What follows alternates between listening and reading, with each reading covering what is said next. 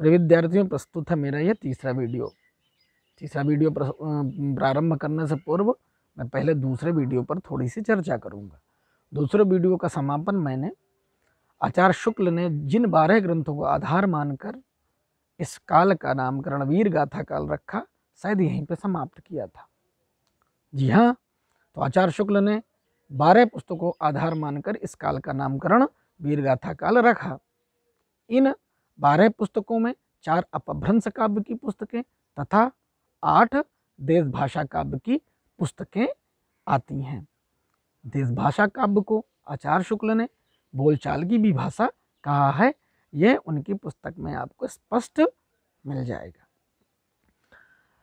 अपभ्रंश काव्य के अंतर्गत उन्होंने विजयपाल रासो, हमीर रासो, कीर्तिलता और कीर्ति पताका को स्थान दिया है तथा देश भाषा काव्य के अंतर्गत उन्होंने खुमान रासो, बीसल देव रासो, पृथ्वीराज रासो, जयमयंक जसचंद्रिका, जयचंद्र प्रकाश, परमाल रासो, विद्यापति की पदावली और खुसरो की पहेलियाँ, इन 8 पुस्तकों को स्थान वे अपने देश भाषा काव्य के अंतर्गत देते हैं।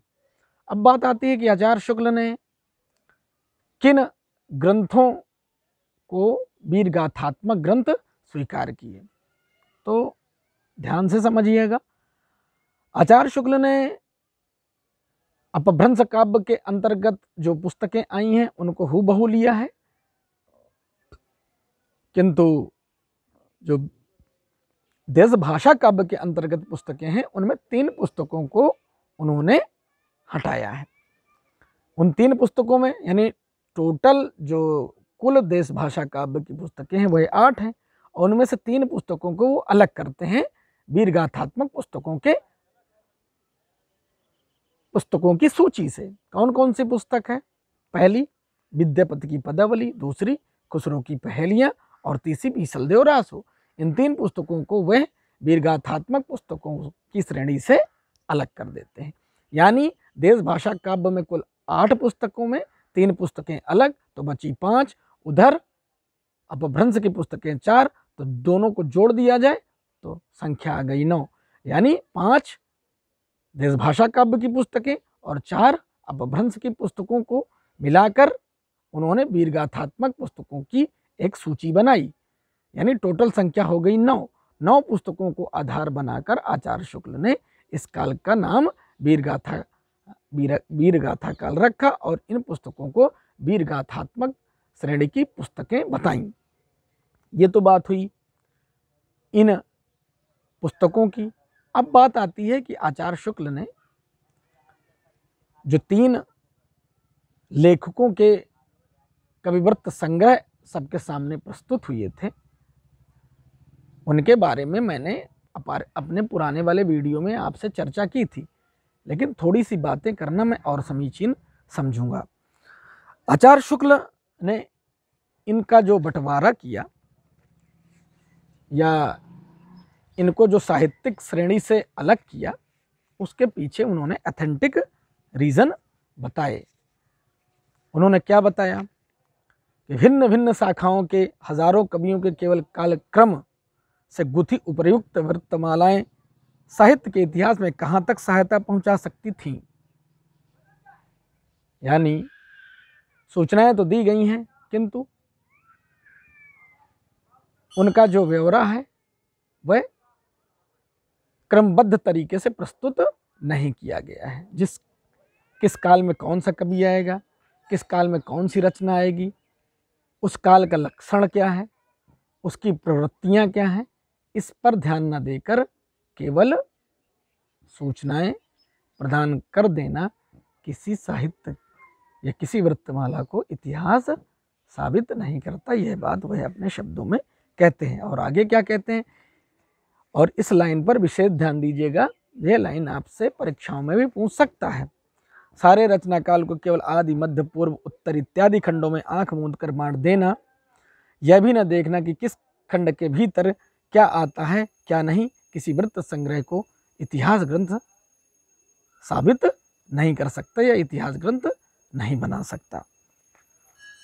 यह बात वह इन तीनों लेखकों के बारे में कहते हैं कि इन्होंने जो सूचनाएं दी वो अव्यवस्थित थी, क्रमबद्ध नहीं थी, इसलिए इनके इतिहास ग्रंथ को या इनकी वृत्तमालाओं को महज वृत्तमालाएं ही स्वीकार किया जाएगा।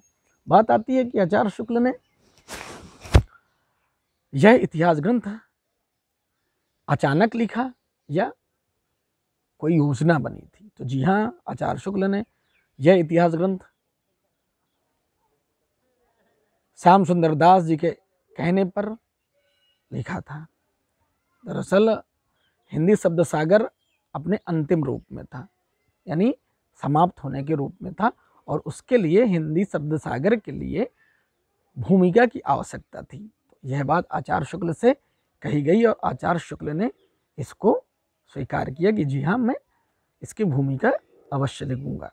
आचार्य शुक्ल ने इस इतिहास ग्रंथ की भूमिका लिखना प्रारंभ किया, किंतु वह कहते हैं कि उस समय मुझको जितनी सामग्री की आवश्यकता थी वह प्राप्त नहीं हो सकी। अगर वह सामग्री और ज़्यादा मात्रा में प्राप्त होती तो शायद मैं इस इतिहास ग्रंथ का स्वरूप और भी खूबसूरत रख पाता।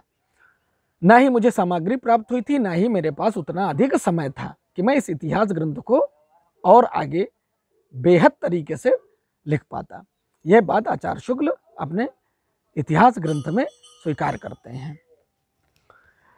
तात्पर्य है कि यह इतिहास ग्रंथ हिंदी शब्द सागर की भूमिका के रूप में 1929 ईस्वी में सर्वप्रथम हिंदी साहित्य का विकास नामक शीर्षक से प्रकाशित हुआ था। कालांतर में इसका नामकरण बदलता है और यह हिंदी साहित्य का इतिहास नाम से प्रकाशित होने लगता है। तो बच्चों, यह ग्रंथ हिंदी शब्द सागर की भूमिका थी। दरअसल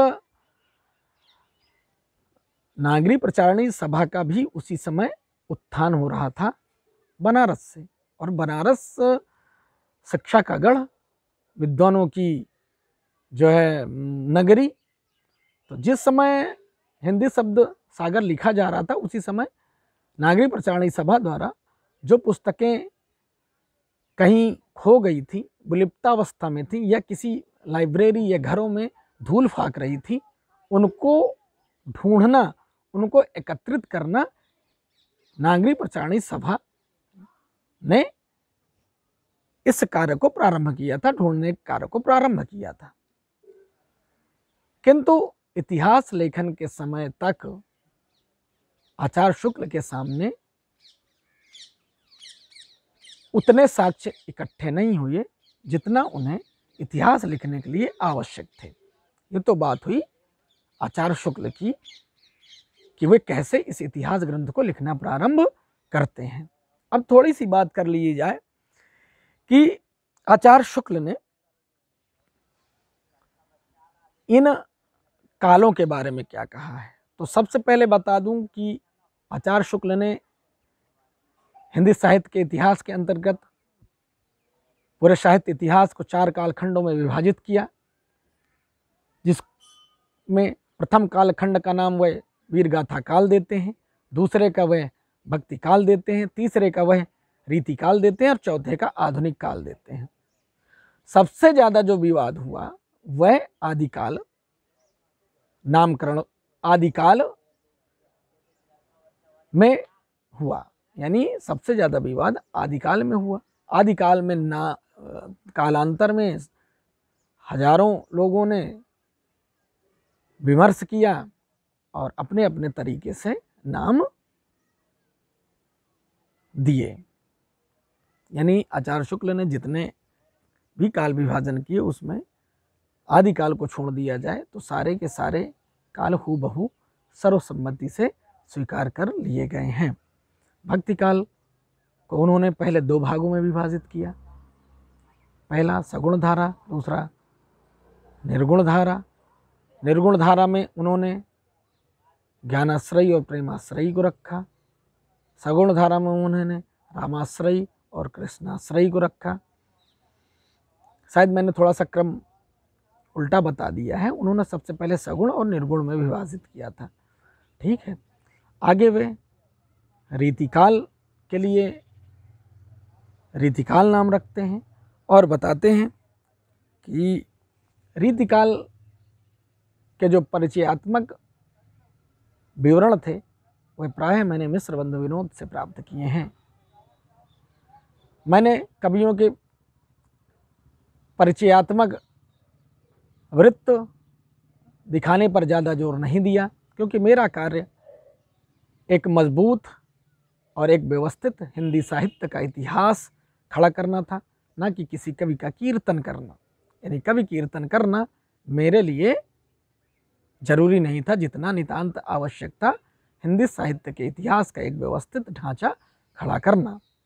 वहीं आधुनिक काल के लिए कहते हैं कि आधुनिक काल को लिखते समय मुझे प्रारंभिक अवस्था में अत्यंत जटिलता महसूस हुई, अत्यंत परेशानी महसूस हुई, किंतु मेरे भरसक प्रयास से मैंने आधुनिक काल को भी एक व्यवस्थित रूप प्रदान किया। मोटी मोटी बातें आपके सामने आ गई होंगी कि आचार्य शुक्ल ने अपने प्रथम वक्तव्य में क्या क्या बातें कहीं, और मैं आशा करता हूँ कि मेरी बातें आपको ठीक से समझ में आई होंगी। इसके बाद जो बात वह सबसे अंतिम में कहते हैं, जब वह अपना ग्रंथ समाप्त कर रहे होते हैं तो 3 लोगों के प्रति वे अपनी कृतज्ञता ज्ञापित करते हैं, जिनमें श्याम सुंदर दास जी पहले हैं, जिनकी कवि कोविद रत्नमाला की वे बहुत प्रशंसा करते हैं। दूसरे पंडित राम नरेश त्रिपाठी जी, जिनकी कविता कौमुदी की बड़ी प्रशंसा करते हैं। और चौथे श्री वियोगी हरि जी, जिनकी ब्रज माधुरी सार की वह प्रशंसा करते हैं और उनसे तमाम सामग्री प्राप्त करने की बात करते हैं। अंतिम में वह अपने आधुनिक काल के बहुत ही निकट प्रेमी, बहुत प्रिय मित्र, जिनका नाम होता है पंडित केदारनाथ पाठक, के प्रति कृतज्ञता ज्ञापित करते हैं। वे कहते हैं कि मुझे ऐसा अवसर नहीं मिला कि मैं उन्हें धन्यवाद ज्ञापित कर पाता, और इतने दिन बीत गए हैं कि अब धन्यवाद ज्ञापित करने की हिम्मत भी नहीं हो रही है। लेकिन वह केदारनाथ जी की स्पेशल बात बताते हैं पाठक जी की, कि धन्यवाद को एक महज बेईमानी मानते हैं। धन्यवाद को सिर्फ बेईमानी मानते हैं। इन्हीं शब्दों के साथ वह अपने प्रथम वक्तव्य को समाप्त कर देते हैं। तो मैं एक बार पुनः दोहरा देना चाहूँगा कि आचार्य शुक्ल ने अपने प्रथम वक्तव्य के अंतर्गत 3 लेखकों के नाम लिए, जिनमें शिव सिंह सेंगर साहब, जिन्होंने शिव सिंह सरोज नाम का इतिहास ग्रंथ लिखा। दूसरे जॉर्ज ग्रियर्सन साहब। जॉर्ज ग्रियर्सन साहब तो एक भाषा वैज्ञानिक भी थे। इन्होंने ही लिखा था the linguistic survey of India नाम से एक भाषा विज्ञान का बहुत ही सूचनापरक ग्रंथ भारत को प्रदान किया था। तीसरे मिश्र बंधु विनोद साहब, मिश्र बंधु लोग, जिन्होंने मिश्र बंधु विनोद नाम से एक कविवृत्त संग्रह प्रकाशित किया था। मैंने पूरा प्रयास किया है कि कवि के प्रथम वक्तव्य के अंतर्गत जो जो भी बातें आती हैं उनको मैंने आपके सामने रख दिया है। अगर वीडियो अच्छा लगा हो तो लाइक करें, कमेंट करें और शेयर करें। धन्यवाद।